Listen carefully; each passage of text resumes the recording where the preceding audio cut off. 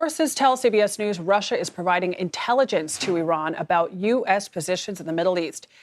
Secretary of Defense Pete Hegseth responded to this report on this Sunday's 60 Minutes in an exclusive interview with our Major Garrett. Here is a portion of that.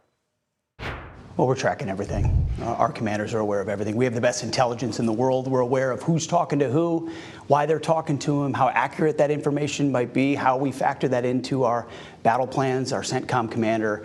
So we know what's going on, and the president has an incredible knack at knowing how to mitigate those risks. And so the American people can rest assured their commander-in-chief is well aware of who's talking to who, and anything that shouldn't be happening, whether it's in public or back-channeled, is being confronted and confronted strongly. The American people can therefore expect conversations with the Russians to stop this? Well, President Trump, as people have seen, has a unique relationship with a lot of world leaders where he can get things done that other presidents, certainly Joe Biden, never could have. And through direct conversations or indirect, through him one-to-one or through his cabinet, messages definitely can be delivered. Does this put U.S. personnel in any more danger than they otherwise would be? Well, the Russian involvement. No one's putting us in danger. We're putting the other guys in danger.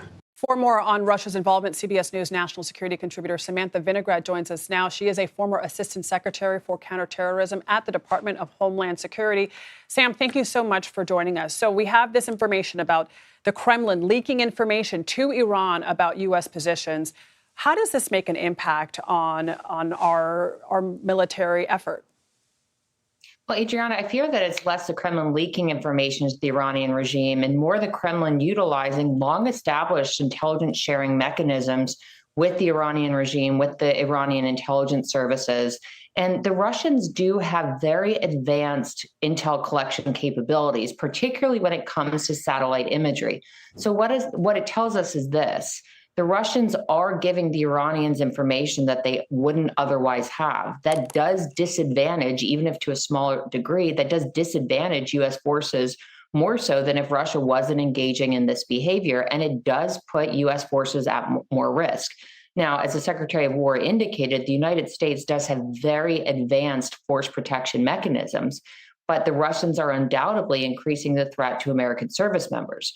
The outstanding question, of course, is whether President Trump will take action to punish Russia for this, and whether this war, which the administration isn't calling a war, but if there is any way to contain more actors from becoming involved. This campaign was never just going to be about the United States, Israel, and Iran. Russia is now involved, according to this reporting. There's additional reporting China may become involved, and certainly the Gulf states are implicated as they're being struck by Iranian aerial assets. Sam, what did you make of Defense Secretary Pete Hegseth telling our Major Garrett, no one's putting us in danger, we're putting them in danger?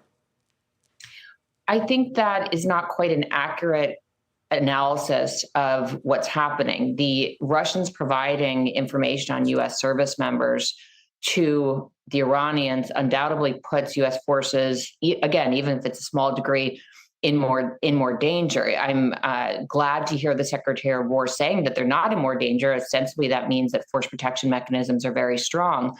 But whenever an adversary has more information and more intelligence on U.S. service members, that's never a good thing. So I hope the Secretary of War was referring to the strong force protection measures we have in place, but I don't quite see how the Russians sharing information on U.S. forces doesn't put them in more danger. And Iran is saying that they're not going to back down. They said that they're going to strike Americans and Israelis. What should Americans know about any threats here at home?